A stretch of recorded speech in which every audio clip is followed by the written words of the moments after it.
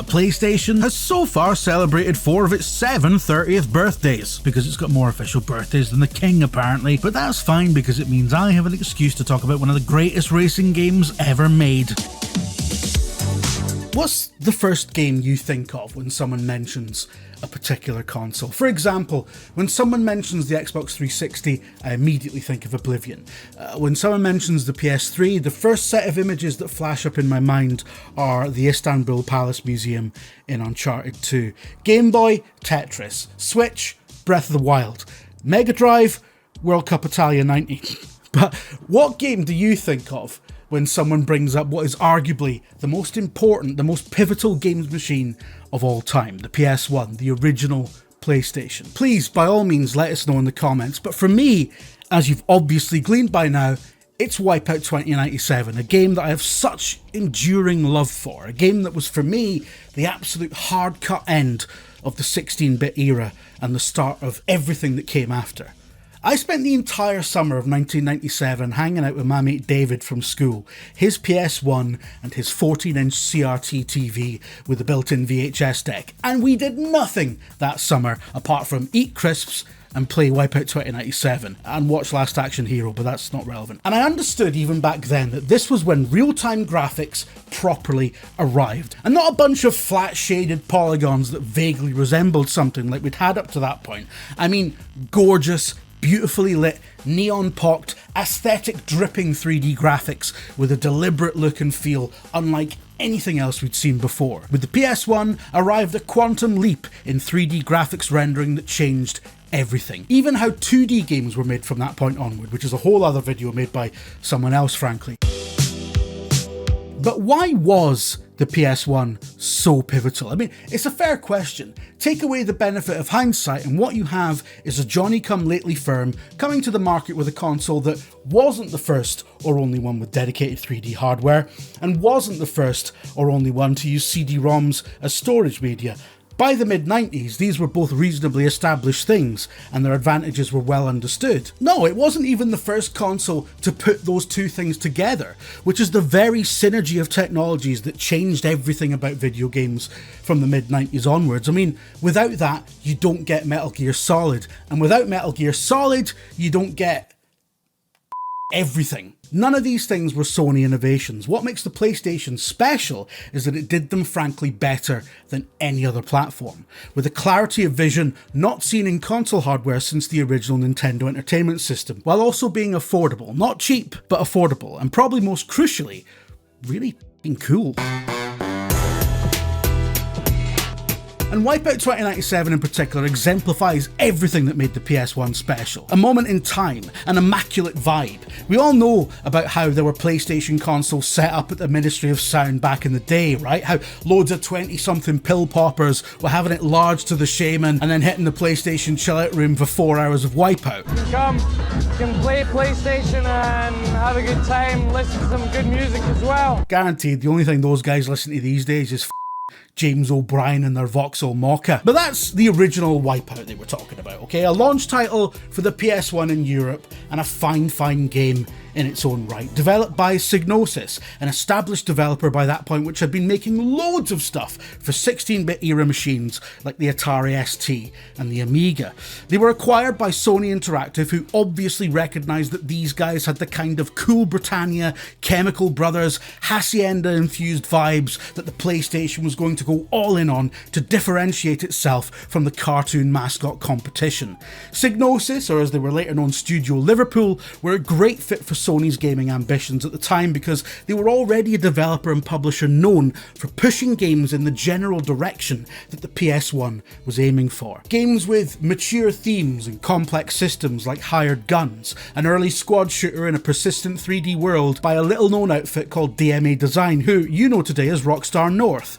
Other early 3D experiments like Infestation, a weird bug-based corridor shooter, and Matrix Marauders, a Battlezone-esque polygon 'em up with antigrav have ship designs you might find eerily familiar. Psygnosis was tasked with developing showcase games for PS1 reference hardware, projects which ended up on the release system as the sorely underrated Assault Rigs, Space Combat Simulator Colony Wars, and Helicopter Cop, Copter Chopper Showstopper G-Police, both of which were insanely good and are still eminently playable to this day, alongside of course the original Wipeout game we've already talked about. Why isn't this video about the original Wipeout then, Jim? Because it's no as good as 2097 and Prodigy aren't on the soundtrack. I'm not even being facetious. It sounds like a weird thing to say, but video games are amazing at sequels. Films are bad at sequels, goes without saying. Television, littered with rubbish spin-offs and sequel shows. Yes, the whole thing was my idea.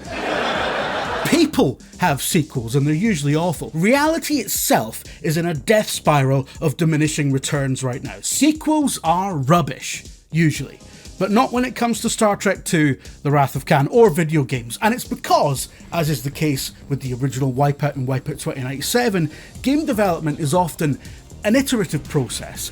Ideas and concepts that perhaps don't quite work the first time round get to have a second chance in a video game sequel that can build on the existing groundwork and benefit from concurrent industry innovations in terms of quality of life features, improved technology, or even just a better understanding of what works and what doesn't after it gets into the hands of a passionate and very vocal user base. Yeah, I'm using Watch Dogs 2 to illustrate some of that, despite Watch Dogs 3 Legion being so bad it effectively killed the series. But that was a threequel. See? It's different. Diminishing returns. We'll get into that. Wipeout 2097 was conceived as an expansion pack for the original game with more tracks and more ships, etc.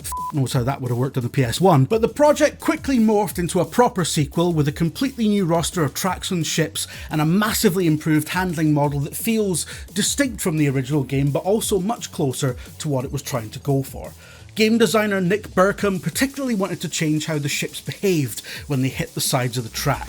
In the original Wipeout, doing this brought you to an almost dead stop, absolutely murdering the pace for anyone who wasn't good or practiced enough to be getting perfect runs.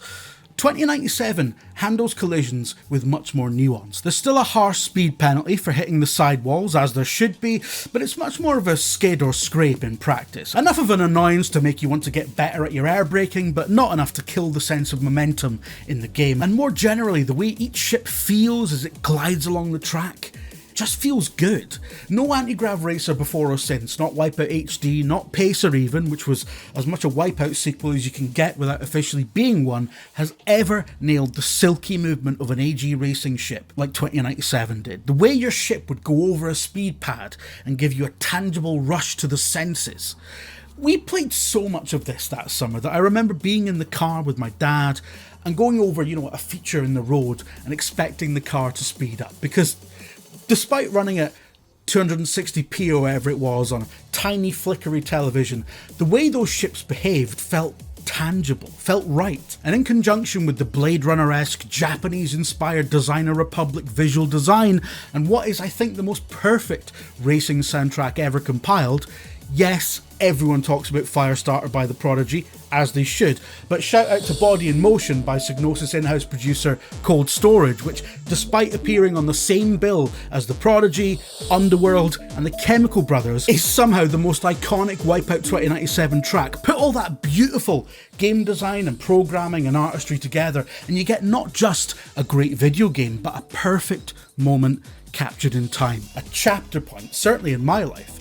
While researching for this video, I loaded up Talon's Reach for the first time in years, well over a decade I think, and I was immediately transported back to that summer in 1997. I could taste the Panda Pops, man. And it's mad that it left such a lasting impression. I moved on from it. I didn't even have my own PlayStation until the PS3 era, where I had a grown-up job that gave me money for goods and services, because my parents were stingy bastards who couldn't get their heads around why my Amiga 1200 wasn't good enough anymore. I distinctly remember showing them, I think it was the Wipeout 2097 review actually, in an issue of Games Master of all things, and going, the Amiga can't do this, Mum.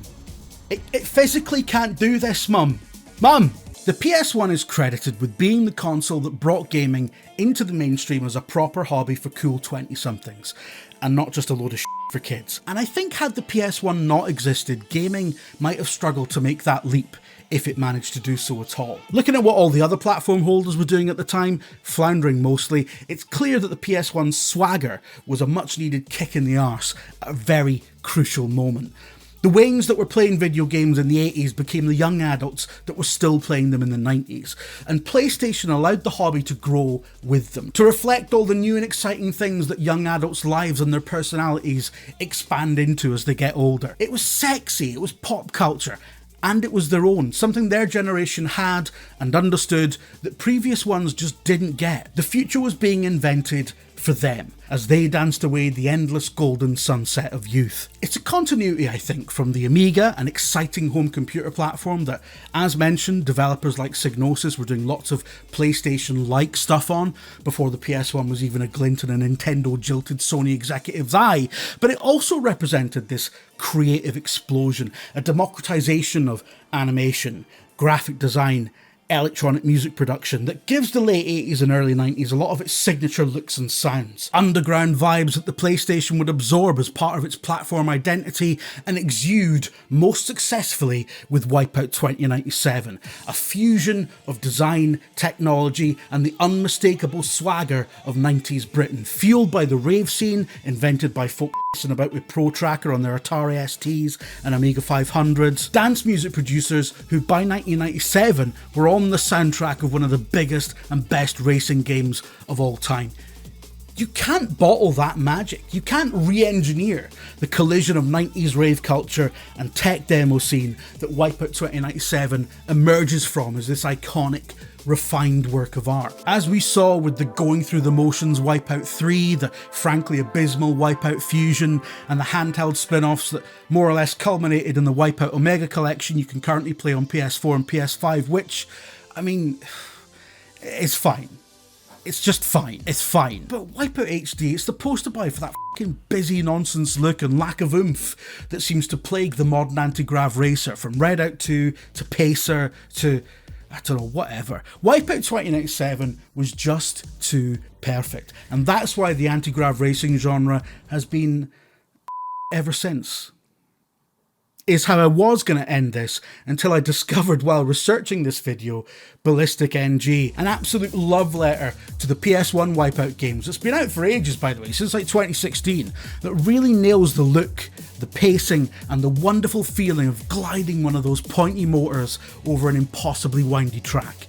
It really is authentic, right down to the low poly art style and the crunchy textures. It costs less than a tenner, it's highly moddable so you can add your own music, there's loads of custom ships and courses available, even a fair few ports of classic WipeOut tracks, as you'd expect. And I got so into playing it that this video almost missed the deadline, so yeah, it turns out you can bottle magic a wee bit. And I think it says something about the PS1's ongoing role in the maturation of video games, where now emulating that machine's technical limitations is considered a valid artistic choice. The medium is no longer locked into the endless pursuit of photorealism.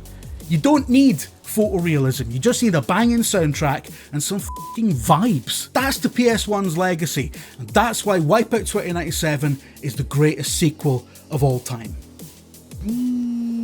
Shit, it's my boss. How can you make a video about WipeOut 2097 without once mentioning F-Zero? I mean, like that. I just did it.